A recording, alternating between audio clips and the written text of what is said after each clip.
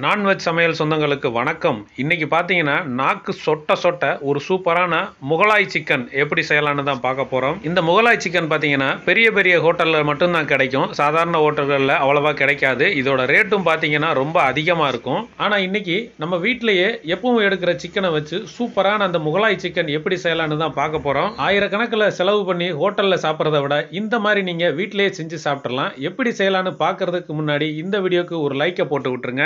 வணக்கம். இன்றைக்கி நம்ம நான்வெஜ் சமையல் முகலாய் சிக்கன் தான் செய்ய போகிறோம். அந்த முகலாய் சிக்கன் செய்கிறதுக்கு இன்றைக்கி நம்ம 1/2 கிலோ சிக்கன் எடுத்து நல்லா 2 தடவை கழுவி சுத்தம் பண்ணி வச்சுருக்கோம். 1/2 கிலோ எடுத்துருக்கோம் வெயிட்டில்.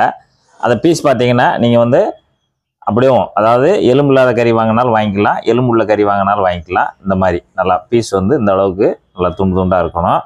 அந்த எலும்பு கறி போட்டால் நம்ம கொஞ்சம் நல்லா அந்த ஒரு டேஸ்ட் நல்லாயிருக்கும். அதுக்காக நான் அந்த கொஞ்சம் லைட்டாக எலும்பு டச் ஆன மாதிரி வாங்கியிருக்கேன். நீங்கள் இது போலே வாங்கிக்கலாம், இல்லைனா எலும்பு இல்லாத கறியை வாங்கிக்கலாம். 1/2 கிலோ இதை நல்லா 2 தடவை கழுவி வச்சுருக்கேன். இதை நம்ம ஒரு பவுலில் மிக்சிங் பவுலில் மாற்றிக்கலாம். மிக்சிங் பவுலில் இந்த கறி எல்லாத்தையுமே, அதாவது தண்ணி சுத்தமாக இருக்கக்கூடாது, நல்லா கழுவிட்டு சுண்டை பிழிஞ்சிடணும். பிழிஞ்சிட்டு கறி மட்டும்தான் போடணும், தண்ணி கொஞ்சம் கூட இருக்கக்கூடாது. அது எல்லாத்தையுமே மிக்சிங் பவுலில் சேர்த்துருங்க. இப்போ தேவையான உப்பு, அதாவது இப்போயே உப்பு சேர்த்துட்றேன் நான். அப்புறம் நம்ம செக் பண்ணிவிட்டு வேணும்னா சேர்த்துக்கலாம், இல்லைன்னா இதோட சரியாக இருக்கும். இப்போ 1 டீஸ்பூன் தூள் உப்பு அந்த சிக்கன் மேலே தடவி விட்டுருங்க.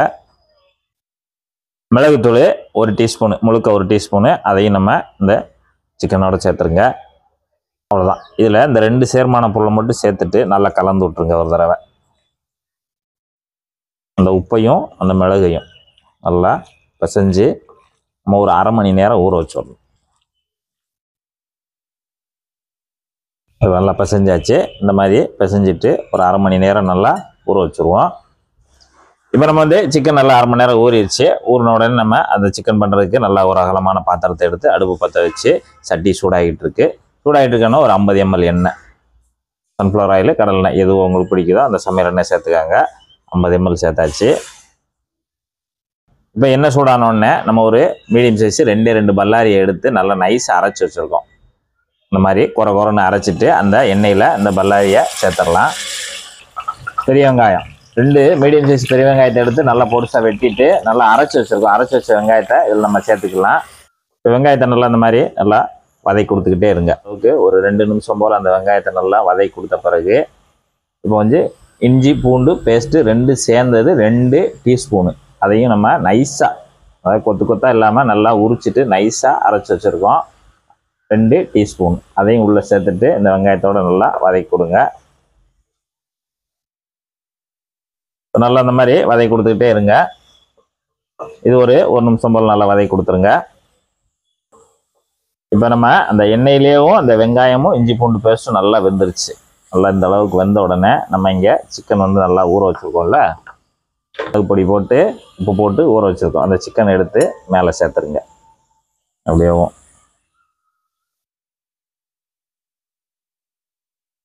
இந்த பாத்திரத்தில் எல்லாத்தையுமே விரித்து கொடுத்துருங்க. அப்படியேவும் தனித்தனியாக போட்டுருங்க.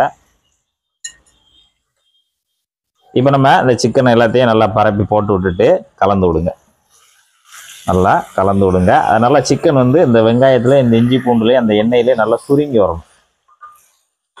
அது பூராமே பிரட்டும் போது நல்லா சுருங்கி வந்துடும். நல்லா பிரட்டி கொடுங்க. நம்ம இதிலே ஒரு 3 நிமிஷம் வேகட்டும். அந்த லைட்டாக அடி பிடிச்ச மாதிரி இருக்கும். அந்த சிக்கனில் எப்படினாலும் கொஞ்சம் லைட்டாக தண்ணி இறங்கும். அது சரியாயிடும். அதனால் ஒன்றும் பிரச்சனை இல்லை. இப்படி கிண்டி கொடுக்கும்போது அதெல்லாம் அந்த அடி பிடிக்கிறதெல்லாம் போயிடும். ஒன்றும் பயப்பட வேண்டாம். அந்த கறி பார்த்திங்கன்னா அந்த சொதன் உள்ளது நல்லா விரப்பாகி நல்லா வெந்துக்கிட்டு இருக்கு. இதுலேயே நமக்கு கிட்டத்தட்ட ஒரு 1/4 வெந்துடும். இப்போ நமக்கு 3 நிமிஷம் நல்லா அந்த வெங்காயத்துலேயும் அந்த எண்ணெயிலே நல்லா அந்த சிக்கன் பார்த்திங்கன்னா இந்த மாதிரி சுருண்டு வந்துடும். பார்த்தாலே தெரியும், நல்லா அந்த சிக்கன் நல்லா சுருண்டு நல்லா வந்துக்கிட்டு இருக்கு. இப்போ இந்த சமயத்துலேயும் நம்ம இதுக்கு தேவையான மசாலா சேர்க்க போகிறோம். காரத்துக்கு தகுந்தாப்பில் சேர்த்துக்கோங்க. நான் 2 டீஸ்பூனு தனி மிளகாத்தூள் சேர்த்துருக்கேன். நீங்கள் உங்கள் காரத்துக்கு தக்கன சேர்த்துக்கோங்க. இது இதில் சரியாக இருக்கும், நல்லா டேஸ்ட்டாக இருக்கும். 2 டீஸ்பூனு மல்லித்தூள், 1 டீஸ்பூனு சீரகத்தூள். நம்ம மிளகு ஏற்கனவே சேர்த்துட்டோம். அந்த கறியில் மிக்ஸ் பண்ணும்போது மிளகு சேர்த்துட்டோம், அதனால் நம்ம இதில் சேர்க்கலை. மஞ்சள் தூள் ஒரு 1/4 டீஸ்பூனு. இப்போ நம்ம அந்த மசாலா போட்டு அதோட நல்லா கலந்து விட்டுக்கலாம்.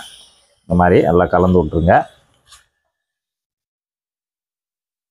இந்த முகலாய் சிக்கனுக்கு ரொம்ப பெருசாக ஏதோ இன்க்ரீடியன்ஸ் நம்ம தேடி வாங்கணும்லாம் அவசியம் கிடையாது. நம்ம வீட்டில் இருக்கக்கூடிய இதே பொருட்களை வச்சு தான் நம்ம ஹோட்டல் ஸ்டைலில் ஒரு முகலாய் சிக்கன் நம்ம வீட்டிலே தயார் பண்ணிடலாம். இப்போ நம்ம மசாலா சேர்த்து நல்லா இந்த மாதிரி கிண்டி கொடுத்துருங்க. கிண்டி கொடுத்துட்டு இப்போ நம்ம இந்த சிக்கனில் மசால் போட்ட பிறகு 2 டீஸ்பூனு டொமேட்டோ சாஸ் சேர்த்துருவோம். இதையும் நல்லா கலந்து கொடுத்துருங்க.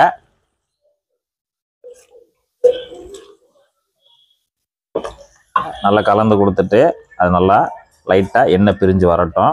நல்லா அந்த எண்ணெய் பிரிஞ்சு வந்திருக்கு. நல்லா எண்ணெய் பிரிஞ்சு வந்த சமயத்தில் ஒரே ஒரு 1/4 டீஸ்பூன் போல் கரம் மசாலா 1/4 டீஸ்பூன், அவ்வளோதான். ரொம்ப வேண்டாம், இந்த அளவுக்கு இருந்தாலே போதும். அதே நல்லா ஒரு தடவை கலந்து விடுங்க. நல்லா இதுலேயே நமக்கு பாதிக்கு மேலே வெந்துருச்சு சிக்கனு. இந்த மசாலாவிலே நல்லா பாதிக்கு மேலே சிக்கன் நல்லா வெந்துருச்சு. பீஸ் வந்து இந்த மாதிரி இருக்கணும், அப்படியே உதிரியாக பீஸ் இருக்கணும். பீஸு இப்படி இருக்கணும், உடையக்கூடாது, குழஞ்சிடக்கூடாது, அந்த அளவுக்கு இருக்கணும். கடைசி வரைக்கும் இந்த பீஸ் வெந்திருக்கணும், ஆனால் பீஸ் அப்படியே இருக்கணும். இப்போ நம்ம வந்து முந்திரி பருப்பு கிட்டத்தட்ட ஒரு 10-12 பருப்பு, அதாவது ஒரு 25 கிராம் போல் முந்திரி பருப்பு எடுத்து ஒரு 50 ml தண்ணியில் நல்லா அரைச்சிட்டு வச்சுருக்கோம். அந்த முந்திரி பருப்பு தண்ணி தான் இது. அதை அப்படியே லேசாக மேலே ஊற்றி விடுங்க. தயிர் நல்லா புளிக்காத நல்லா கெட்டி தயிர் ஒரு 50 ml, அதையும் இதில் சேர்த்துருங்க. ஊற்றிட்டு நல்லா கலந்து விடுங்க. எல்லாமே அடுப்பு வந்து மீடியமாக தான் இருக்கணும், எதுக்கும் ஹெவியாக இருந்துட வேண்டாம். மீடியமாகவே வச்சு மெதுவாக பண்ணுங்கள். ஒரு அரை மணி நேரத்தில் நம்ம பண்ணி முடிச்சிடலாம். நீட்டாக எல்லாம் ரெடியாக இருந்தால் அரை மணி நேரத்தில் முடிஞ்சிடும். பருப்பு தயிர் சேர்த்து 1 நிமிஷம் ஆச்சு. 1 நிமிஷம் ஆனோடனே நல்லா இந்த மாதிரி நல்லா எண்ணெய் கூடி வரும். அந்த எண்ணெய் கூடி வந்த உடனே இப்போ நம்ம இங்கே தேங்காய் பால் ஒரு 100 ml எடுத்து வச்சுருக்கோம். அந்த 100 ml தேங்காய் பாலை மட்டும் அப்படியே ஊற்றி விடுங்க. இப்போ தண்ணி எதுவுமே கிடையாது நமக்கு, எல்லாமே இது மட்டும்தான். அப்படியே ஊற்றி விடுங்க. 100 ml தேங்காய் பாலை ஊற்றி விட்டு நல்லா கலந்து விடுங்க.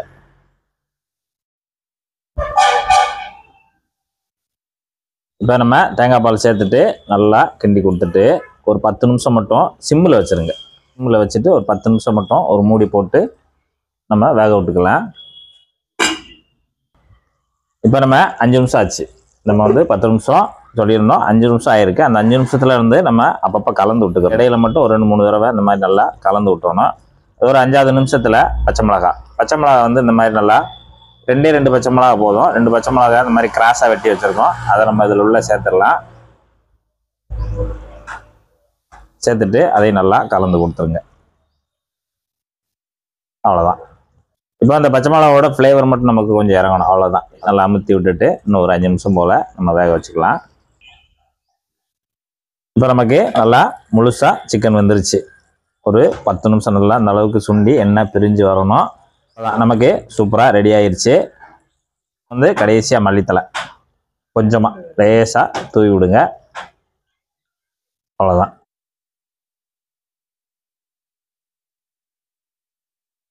ஒரு சிக்கன் டேஸ்ட்டுண்ணா அப்படி ஒரு டேஸ்ட்டு. நீங்கள் ஒவ்வொரு தடவை சிக்கன் எடுக்கும்போதும் நம்ம நான்வெஜ் சமையல் வீடியோ பார்த்துட்டு தான் நீங்கள் அதை ப்ரிப்பேர் பண்ணணும். அந்த அளவுக்கு ஒவ்வொரு டேஸ்ட்டும் வித்தியாசப்படுது, அந்த சேர்மானங்கள் வித்தியாசப்படுது, சுவைகள் மாறுபடுது. அதெல்லாம் அருமையாக இருக்குது.